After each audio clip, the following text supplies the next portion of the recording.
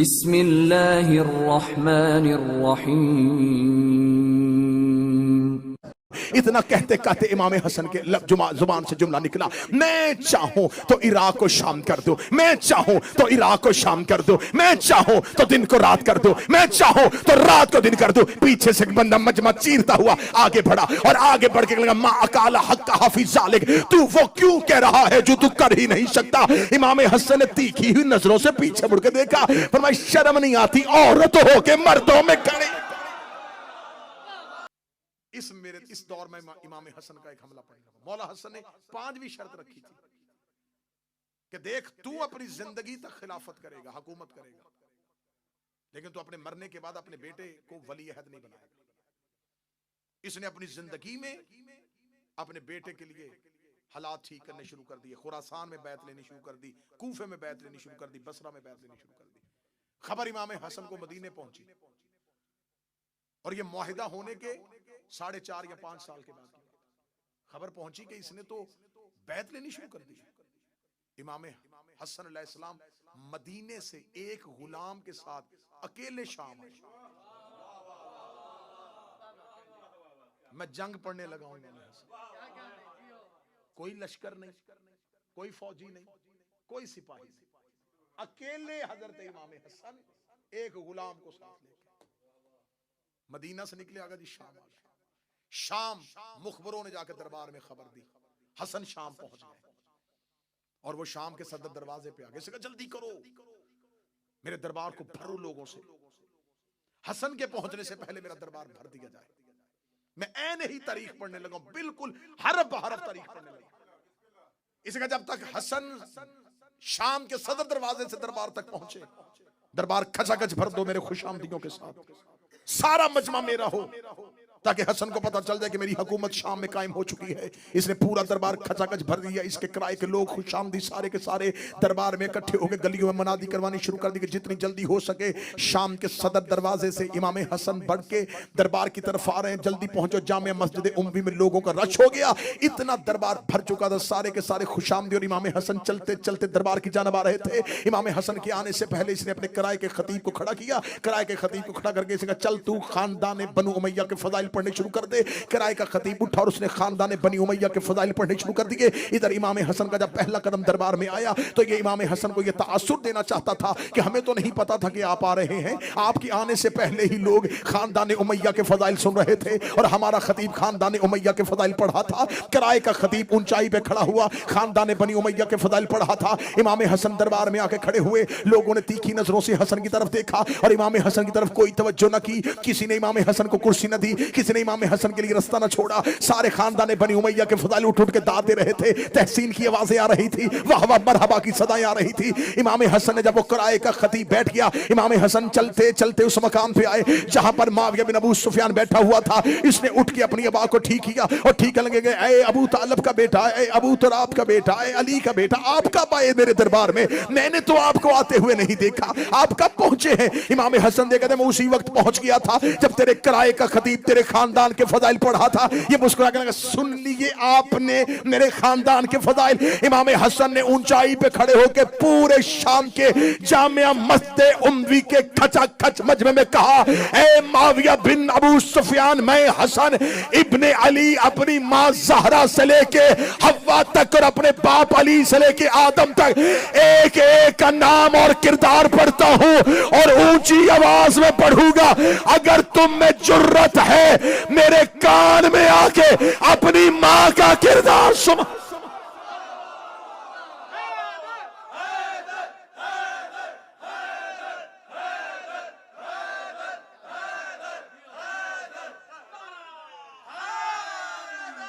ऐ मुझ पे फख्र मुबाहात करने वाले, ऐ मेरे खानदान पे फख्र करने वालों, ऐ मेरे खानदान पे फख्र मुबाहात करने वालों, कान में आके पढ़ो। दरबार में सन्नाटा तारी हुआ, खामोशी तारी हुई, खामोशी का तारी होना था। इमाम हसन ने यूं मजमे की तरफ देखा, पहला ही जुमला इतना सख्त था। लोगों ने कहा ये कौन है जिसने दमिश्क के हाकिम को इतना बड़ा जुमला कह दिया? हाकिम अभी तख्त पे लर्जा बर आदम था और चेहरे पे मौत की जर्दी थी। इमाम हसन ने कहा, जो मुझे जानता है वो जान ले, जो नहीं जानता वो सुन ले। अना हसन इब्ने अली, मैं हसन अली का बेटा हूँ, मैं अबू तालब का बेटा हूँ, मैं ज़ुर्रियत इब्राहिम हूँ, मैं नस्ल इस्माइल हूँ, मैं शजर तैयबा का समर हूँ, मैं फर्जंद इब्राहिम हूँ, मैं फर्जंद इस्माइल हूँ, मैं सफ़ा का बेटा हूँ, मैं मरवा का बेटा हूँ। इतना कहते कहते इमाम हसन के जुबान से जुमला निकला, मैं चाहूँ तो इराक को शाम कर दूँ, मैं चाहूँ तो इराक को शाम कर दूँ, मैं चाहूँ तो दिन को रात कर दूँ, मैं चाहूँ तो रात को दिन कर दूँ। पीछे से बंदा मजमा चीरता हुआ आगे बढ़ा और आगे बढ़ के लगा, मा अकाला हक का हाफिज, तू वो क्यों कह रहा है जो तू कर ही नहीं सकता। इमाम हसन ने तीखी हुई नजरों से पीछे मुड़ के देखा, फरमाया शर्म नहीं आती औरत हो के मर्दों में खड़ी, औरत हो के मर्दों में खड़ी है। फौरन जिस्म के खदोखाल तब्दील हुए, हयत बदन तब्दील हुई। इनकलाब ईरान के बानी आगा खुमैनी ने एक तफसीर लिखी है कुरान की। उन्होंने अपनी कुरान की तफसीर में सूरह यासीन की इस आयत में इन्नमा अमरुहु इज़ अरादा शयअन अन यक़ूल लहु कुन फयकून, इसकी तफसीर करते हुए उन्होंने कहा कि अल्लाह कहता है कि जब मैं किसी चीज का इरादा करता हूं, मैंने हवाला दिया है, आगा खुमैनी ने अपनी तफसीर में लिखा, उसने कहा जब खुदा किसी चीज का इरादा करता है तो खुदा कहता है जब मैं इरादा करता हूं तो मैं कहता हूं हो जा तो वो हो जाती है। फिर उन्होंने इसके आगे तफसीर में लिखा कि ये बात मखलूक को समझाने के लिए है, वरना अल्लाह के इरादे कहने और होने में फासला नहीं होता।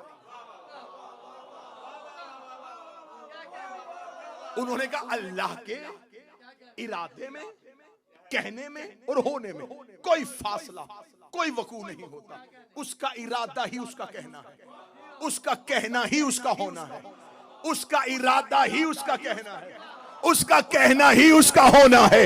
ये तफसीर हो गई कि अल्लाह का इरादा अल्लाह का कहना है, अल्लाह का होना है। मैं मर्जी के चौक में अपनी जुबान कटवाऊंगा।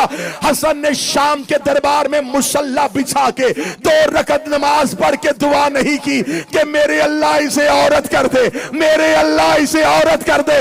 हसन ने कह दिया वो हो गया।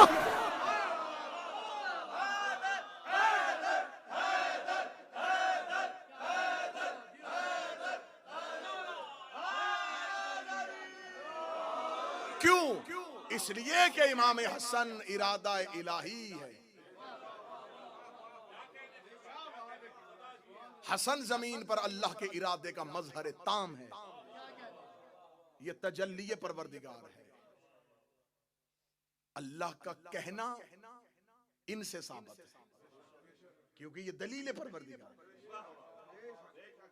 कहा शर्म नहीं आती औरत होके मर्दों। यहां तक आपको जाकिरी ने सुनाई है, मैं इससे अगली हदीस का अगला टुकड़ा सुनाने लगा, अब इससे भी अच्छा टुकड़ा सुनाने लगा हूं। जब कहा शर्म नहीं आती औरत हो के मर्दों में आ गई है, हैयत तब्दील हुई, खदोखाल तब्दील हुए, मिंबर की पूरी खतीबाना जिम्मेदारी के साथ जुमला कहने लगा। जो ही बदन तब्दील होना शुरू हुआ तो अपने आप में शर्मिंदगी में ऐसे मजमे से बाहर निकलने का इरादा किया। इमाम हसन ने पीछे आवाज कहा, रुक जा, कहां जा रहा है? घर जाके क्या करेगा? घर पे तो औरत बैठी थी, जा, हमने उसे मर्द कर दिया है, हमने उसे मर्द कर दिया।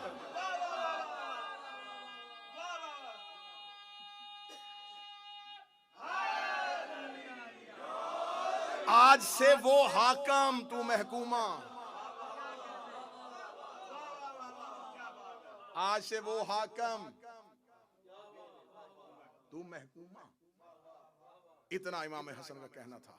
अब पूरे दरबार में जब लोगों ने मोजज़ा देख लिया, अब एक मर्द को अभी अभी जिसने औरत बनते देखा हो, अब दूसरे की हिम्मत है? बिल्कुल खामोशी तारी हुई। जब बिल्कुल सन्नाटा तारी हो गया, हैबत हसन, हसन की हैबत ने शाम के महल को ऐसे पत्थर का कर दिया। अब इमाम हसन की आवाज जामे मस्जिद उम्वी की दीवारों से टकराई। फरमाया, सुनो, लकड़ी के तख्त पे बैठ के फख्र करने वाले, इन्ना बेशक अल अर्श हुसीरी मोहम्मद ज़मीरी अली व अमीरी, हुसैन व वजीरी, व जबरील व फकीर। ऐ लकड़ी के तख्त पे बैठ के फख्र मुबाहात करने वाले, अर्श मेरे तख्त का नाम है, मोहम्मद मेरे जमीर का नाम है, अली मेरे अमीर का नाम है, हुसैन मेरे वजीर का नाम है, जबरील मेरे फकीर का नाम है।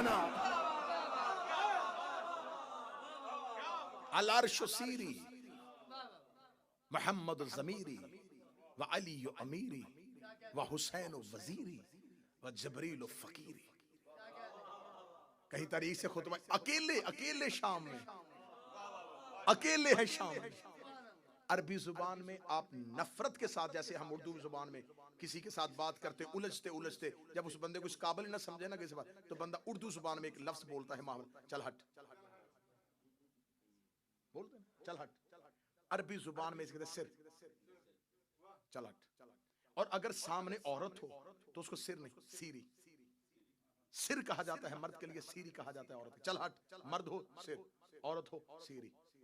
अब आखिरी सतर है और जुमला आपने ऐसे वसूल करना है जैसे जुमले का हक बनता है। मेरे मौला इमाम हसन शाम के दरबार में खड़े होगा, अल अर्श सीरी, अर्श मेरा तख्त है, मोहम्मद ज़मीरी, मोहम्मद मेरा ज़मीर है, व अली अमीरी, अली मेरा अमीर है, व हुसैन वज़ीरी, हुसैन मेरा वज़ीर है, व जबरील फ़कीरी, और जबरील मेरा फ़कीर है। ये कहना था या मुआविया बिन अबू सुफियान इमाम हसन के बिल्कुल सामने आके खड़ा हुआ। उसका दरबार में तो किसी की जुर्रत नहीं कि हसन के जुमले को काटे। वो सामने आके खड़े हो गए, लगा, ए हसन, तूने मदीने से आके शाम ने फसाद फितना बर्पा कर दिया है, तूने मेरे दरबार की हैबत को तब्दील कर दिया है। क्या तू भी अपने बाप की तरह मोजे दिखा के अपनी हुकूमत साबित करना चाहता है? इमाम हसन ने उसी लहजे में कहा, इस शे तो असीरी, पीछे हट या कहूं सीरी।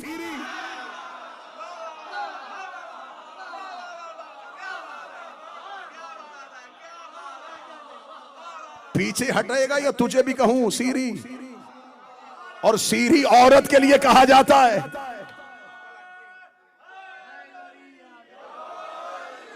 रास्ता छोड़ या मैं कहूं सीरी। रास्ता छोड़ता है या तुझे कहूं सीरी। पूरी महफिल से इमाम हसन इस अंदाज से निकले और खड़े होकर कहा, खबरदार, मैंने तुझे कहा था कि अपने बाद अपने बेटे की वली अहदी की कोशिश न करना। अगर तुमने यजीद अपने बेटे को खलीफा बनाने की कोशिश की तो जान लेना मेरे भाई का नाम हुसैन है।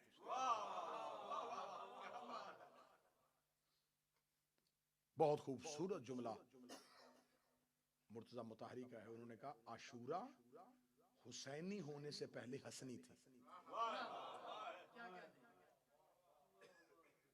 जब करबला हुसैनी नहीं थी तो करबला हसनी थी।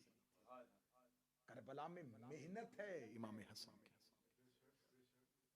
और मैंने ये जुमला करबला में कहा था और आज फिर कह रहा हूं, करबला हसन के मुआहदे की खिलाफ वर्जी का नाम है। अगर उम्मत इमाम हसन के मुआहदे को मान लेती तो करबला बर्पा ना होती। तुमने मुआहदे की खिलाफ वर्जी की और करबला हो गए। हसन इमामत में इतना जरूरी है कि हसन की दी हुई शर्तों को ना मानो तो अगला इमाम करबला बर्पा कर देता।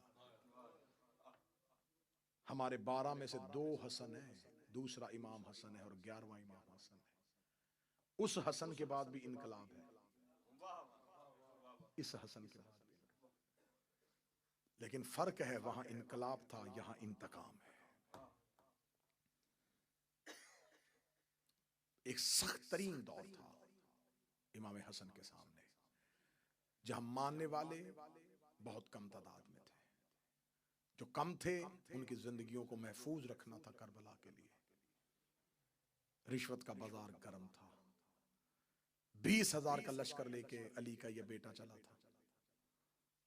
एक रात में 12,000 का लश्कर अबैदुल्ला इब्ने अब्बास की सरपरस्ती में 10 लाख दिरहम में सौदा करने के बाद मुआविया के लश्कर में चला गया।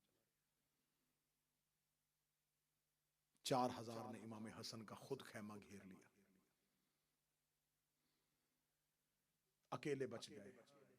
और अली के बेटों ने हिफाजती हिसार में लिया हुआ था इमाम हसन को।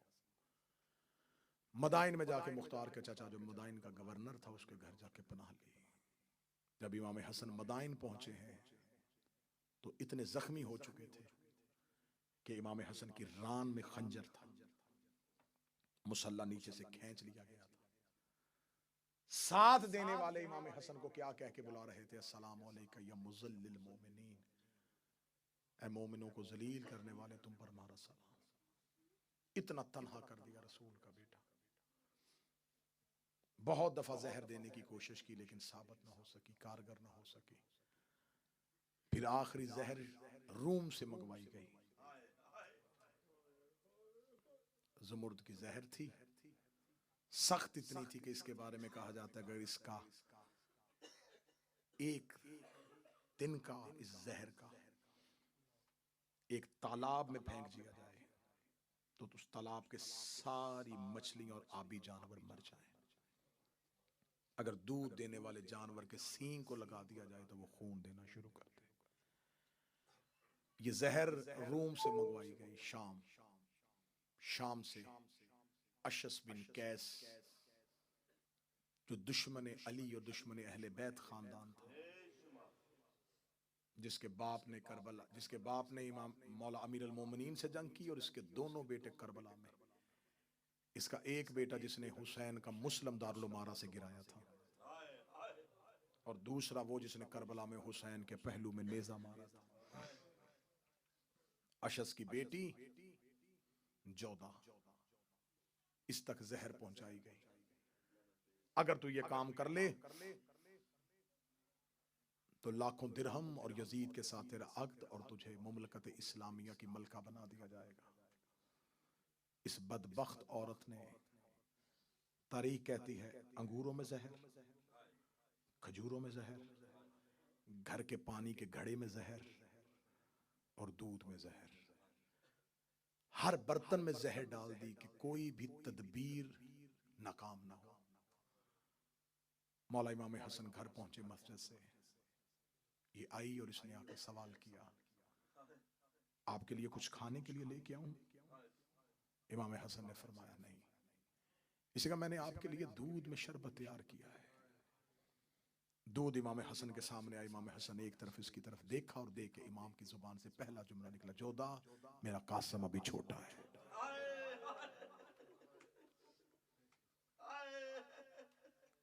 इसने कहा आप नोश फरमाइए। दूध का प्याला हाथ में आया, आंखें बंद हुई और आंखों से आंसू इमाम की दाढ़ी में आए। पहला घूंट भरा और भरने के बाद पहली सतर कही, क्या मैं तेरा अच्छा इमाम नहीं था? क्या मैंने तेरे कोई हक तलफी की थी? इसने कहा और दूध पीजिए। इमाम ने फरमाया अगर एक घूंट से ही तेरा काम हो जाए, मुझे दूसरा क्यों पिला रहे? जहर इतनी शदीद थी कि इमाम के जिगर तक पहुंच गई। आधी रात मदीने की गलियों में रसूल का बेटा कभी इस दीवार से कभी इस दीवार से गिरते गिरते फरवा बीबी के दरवाजे तक ऐसे आए जैसे अकबर की लाश पे हुसैन।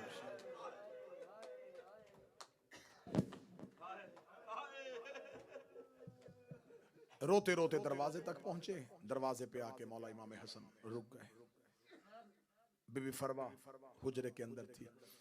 इमाम हसन ने आहिस्ता आहिस्ता दरवाजे पे दस्तक दी, फरवा दरवाजा खोल, फरवा दरवाजा खोल। जनाब फरवा तड़प के उठी। जब आके दरवाजा खोला तो इमाम हसन की हालत क्या है? सर से अमामा उतरा हुआ है, गिरेबान चाक है और हाथ सीने पे है। बीबी फरवा देख के कहती, मौला आपकी ये हालत किसने बनाई? रो के कहते, मेरी हालत बाद में पूछना, पहले मेरा कासम जगा।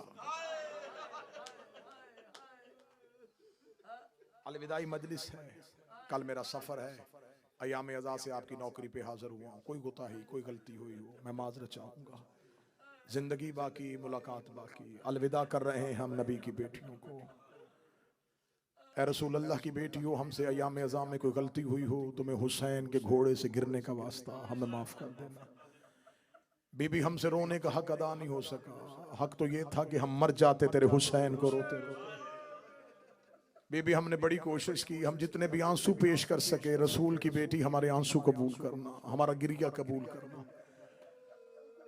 रो के कहते मेरा कासम जगा, 3.5 साल का कासम जो अभी भी नहीं रो सका, उसके लिए जुमला क्या हूं।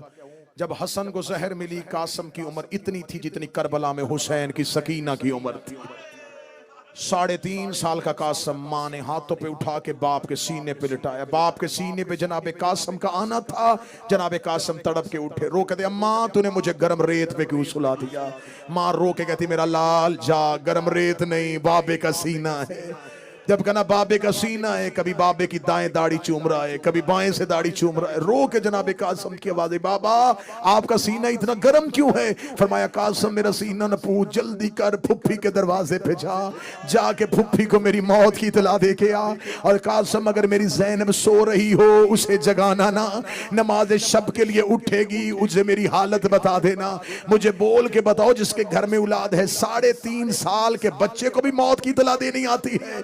चलो मुसाइब शुरू हो चुका है, हर बंदा रो रहा है, मैं रोती हुई आंखों से दुआ मंगवाता हूं मेरे अल्लाह कोई बहन सो रही हो उसे भाई की मौत की इतला ना मिले। सोई हुई बहनों से भाई की मौत की इतला बर्दाश्त नहीं होती। जनाबे कासम मदीने की गलियों में आधी रात दीवारों के सहारे लेता लेता वो जिसकी मेहंदियां उठाते हो, वो जिसकी सेज सजाते हो, वो कासम जनाबे ज़ैनब के दरवाजे पे आया, दरवाजे पे हाथ रखा, दरवाजा बंद महसूस हुआ। जनाबे कासम ने दरवाजे पे सर रखा, रो के कह रहा अम्मा दरवाजा खोल, बाबे को जहर मिल गई है। अम्मा दरवाजा खोल, मेरा बाबा चंद लम्हों का मेहमान है। जनाबे कासम दरवाजे पे आई, बिस्तर से अली की बेटी तड़प के उठी, रो के कहती अम्मा फिजा चिराग रोशन कर। रो के बीबी क्या हुआ। फरमाया मैंने ख्वाब देखा है मेरी माँ का पहलू से हाथ उठा हुआ है। रो के कह रही ज़ैनब मदीना फिर उजड़ गया। अजरो मिनल्लाह, अजरो ज़ैनब मदीना फिर उजड़ गया। अली की बेटियां बिस्तर से उठी, जनाबे फिजा ने घर का दरवाजा खोला, शहजादा कासम की पेशानी चौखट पे आई। फिजा ने चराग करीब किया, बच्चा कौन है। जो ही जनाबे कासम ने दहलीज से सर उठाया, फिजा चीख मार के कहती मेरा अमीर कासम। रोगी कहता अमीर कासम नहीं तेरा यतीम कासम। यतीम का लफ्ज आलिया के कान में गया। तड़पी अली की बेटी या ज़हरा ने तड़पी, रो के कहा अम्मा फिजा कौन। बीबी फिजा रो के कहती है बीबी उजड़ गए। हसन का अमीर दरवाजे पे आया है। बीबी ज़ैनब दरवाजे पे आई, जनाबे कासम की हालत क्या है। गिरेबान फटा हुआ है, सर पे मदीने की रेत है। बीबी देखी कदी कासम बोलना ना, मैं तेरा चेहरा देख के पहचान गई। अली की बेटियां अपने घर से चादर लेके जनाबे हसन की हवेली की जानब दौड़ी। इधर मौला हसन की हालत क्या है, जिगर के टुकड़े कट कट के तश्त पे आ रहे हैं। मौला हसन की आवाज आई कासम की माँ जब मेरी ज़ैनब आए मेरे जिगर के टुकड़े छुपा लेना, मेरे जिगर के टुकड़े देख के मेरी ज़ैनब मर न जाए। इधर दरवाजे पे अली की बेटी का पहला बहन आया, जनाबे फरवा ने जिगर के टुकड़ों पे चादर डाली, ज़ैनब का कांधे पे हाथ आया। रोगी कहती छुपाना, मैं हाथों पे लेने आई हो। मेरी मां ने वसीयत की थी जितने मेरी सनत के टुकड़े हुए हैं इतने हसन के जिगर के टुकड़े। अजरो को मिनल्लाह। आ गई अली की बेटियां, आ गए अली के बेटे। इमाम हसन की हालत क्या है, जिगर फट चुका है, जिगर कट कट के बाहर आ गया है। मौला इमाम हसन की आंखें बंद है, मौला हुसैन के जानू पे हसन का सर है। अल्लाह किसी भाई को भाई के सामने मौत न दे। बंद आंखों में मौला हसन की आवाज आई, हुसैन जी आका मेरी ज़ैनब कहाँ है। मौला आपके कदमों में बैठी है। मेरी कलसूम कहाँ है। मौला आपका बायां कदम पकड़ के बैठी है। मौला हसन को जिगर के टुकड़े भूल गए, रो के कहने लगे हर कोई आ गया, किसी ने अब्बास को नहीं बुलाया। मौला हुसैन की आवाज आई, दरवाजे पे खड़ा है, रो रो के कह रहा है अब्बास भी जिंदा था। हसन को जहर मिल गया। बस सादात व गैर सादात भाई के जानू पे भाई का सर था। कालू इन्ना लिल्लाहि व इन्ना इलैहि राजिऊन। भाई के जानू पे भाई की आंखें बंद हुई। भाइयों ने गुस्ल दिया, भाइयों ने कफन दिया, बड़ी मुश्किल से बहनों ने जनाजा छोड़ा। हाशमी जनाजा लेके मदीने के बाजार में आए। 13 लोगों ने आके हसन के जनाजे को रोका। इनमें से एक आगे खड़ा होके कहने लगा, हुसैन कौन है? फरमाया मेरा भाई मर गया है।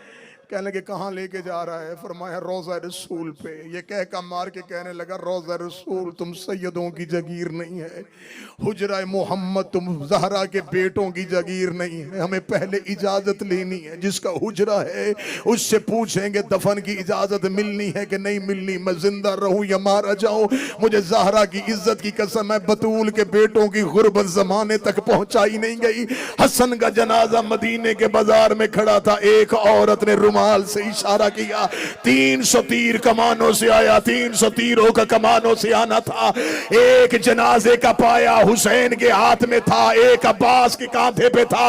अब्बास ने हुसैन को देखा, हुसैन ने गाजी को देखा। अब्बास ने जनाजे का पाया हुसैन के कांधे पे रखा। जनाजे के सामने हाथ फैला के अब्बास खड़े हो गए। रोक के तीर मारने का शौक हो करबला आ जाना, वहां रोकने वाला कोई नहीं होगा। मेरे मरे के जनाजे पे तीर न 70 तीर हसन के जनाजे पे लगे। 70 तीरों का हसन के जनाजे पे लगना था। अब्बास हवेली ज़हरा की जानब दौड़े और किताबें कहती हैं जब अब्बास तेज चलते थे मदीने की गलियों में ज़लज़ला आता था। ज़ैनब दरवाजे पे खड़ी थी, मदीने की गलियों में ज़लज़ला आया। बीबी ज़ैनब रो कर कलसूम दुआ करना लेके जनाजा गए थे, वापस अब्बास आ रहा है। हजरत अब्बास दरवाजे पे आए। आलिया ने अब्बास के सीने पे हाथ रखा, रख के कहती तुम तो जनाजा लेके गए थे, अकेले वापस क्यों आ गए? हजरत अब्बास ने सर से अमामा उतारा, ज़ैनब के कदमों में फेंका, रोगी के लगा बीबी तुझे तेरी माँ की चादर का वास्ता, मुझे मेरी तलवार दे, मेरे जनाजे पे तीर लगे। इन्होंने मेरे गरीब के जनाजे पे तीर। अजरो को मिनल्लाह, अजरो को मिनल्लाह, अजरो। पीछे से गरीब करबला की आवाज आई, ज़ैनब अब्बास को रोक ले। अली की बेटी ने अब्बास के दोनों शाने पकड़े, रोक दी। अब्बास हौसला, अब्बास हमारी मक्तल मदीना नहीं, अब्बास मेरा लाल अभी हमने बहुत कुछ बर्दाश्त करना है। ज़ैनब आलिया ने अब्बास रोका हुआ था या हुसैन जनाजा लेके घर आए। आखिरी 1.5 मिनट पढ़ने लगा, 1 से 1.5 मिनट, मुश्किल से मुश्किल दुआ। जनाजा बरामदगी के लिए तैयार। यहां से जनाजा उठेगा, मोमनीन में आएगा, मोहब्बत से चूमोगे जनाजा। इस जनाजे का यहां से यहां आना आसान है, इस जनाजे का बाजार से ज़ैनब के दरवाजे पे आना बड़ा मुश्किल। बादशाह का जनाजा सामने है, जनाजा घर आया। हुसैन सहन में जनाजा लेके नहीं गए, हुसैन जनाजा सीधा हुजरे में लेके गए। हुजरे में जाके हुसैन ने जनाजा रखा, हुजरे का दरवाजा बंद किया। अब हसन के जनाजे पे एक भाई खड़ा था, एक बहन खड़ी थी। मौला हुसैन की आवाज आई, ज़ैनब अगर जनाजा सहन में लेके गया, या हसन का बेटा मर जाएगा या हसन की सौचा मर जाएगी। ज़ैनब ये सारी मुसीबतें हमने बर्दाश्त करनी है। ज़ैनब मैं हसन का तीरों वाला जनाजा सहन में लेके नहीं जाना चाहता। ज़ैनब मैं चाहता हूं मैं अपने भाई का कफन तब्दील कर दूं। ज़ैनब तेरे पास कोई कफन का टुकड़ा जो जन्नत से आया था? बीबी ज़ैनब ने हुसैन के गले में बाहें डाली, रो के कहती वो तो जन्नत से जबरील कफन लेके आया था, उसके 5 टुकड़े थे। एक माँ ने नाना को दे दिया था, एक हमने 3 जमातियों सानी को मां को दे दिया, एक हमने 21 रमजान को बाबे को दे दिया, एक टुकड़ा मैंने अभी हसन को दिया है। अब मेरे पास एक कफन है हुसैन, वो मैंने तेरे हिस्से का बचा के रखा है। गरीब ने बहन के गले में बाहें डाली, रो के का बचा के रखा है। गरीब ने बहन के गले में बाहें डाली, रोकेगा मेरे हिस्से का कफन भी ले आ। रोकेगा थी फिर तू क्या पहनेगा? हुसैन रोकेगा मुझे कफन की जरूरत ही नहीं होगी, मेरे हिस्से का कफन भी मेरे हसन को पहना दे। आखिरी जुमला पढ़ने लगा हूं जिसने गलियों में मातम करना है। हुसैन भाई के जनाजे में बैठे, हुसैन हसन के जनाजे से तीर निकालने लगे, या ज़ैनब ने हुसैन की कलाई पे हाथ रखा, रोके गल की उठ हुसैन, तू भाई के जनाजे से तीर ना निकाल। अगर तूने हसन के जनाजे से तीर निकालने हैं तो अकबर के जिगर से बर्छी कौन निकालेगा? असगर की गर्दन से तीर कौन निकालेगा? अब्बास की आंख से तीर कौन निकालेगा?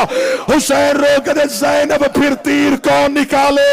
ज़ैनब भाई के जनाजे में बैठी, ज़ैनब ने पहला हाथ तीर पे डाला, ज़ैनब ने तीर निकाला, या ज़हरा की आवाज आई, ज़ैनब ओ तू भाइयों की लाडली बहन।